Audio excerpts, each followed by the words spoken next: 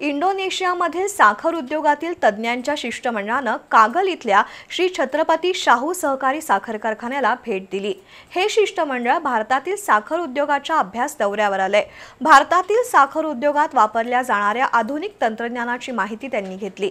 भारत आणि इंडोनेशियात साखर उद्योगात वापरल्या जाणाऱ्या तंत्रज्ञानाची तुलनात्मकदृष्ट्या चर्चा करण्यात आली।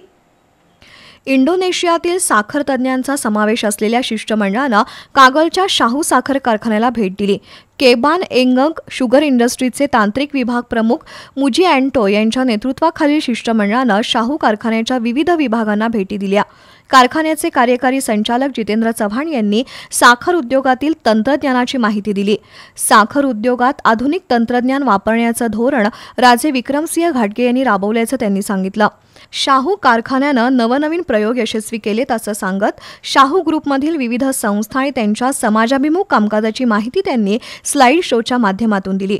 मागणीच्या तुलनेत इंडोनेशिया देशात साखर उत्पादित होत नाही, त्यामुळे इतर देशातून त्यांना साखर आयात करावी लागते। आता आधुनिक तंत्रज्ञानाचा वापर करून ऊस उत्पादकता आणि साखर उत्पादन वाढीसाठी प्रयत्न करणार असल्याचं शिष्टमंडळ प्रमुख मुजिॲन्टो यांनी सांगितलं।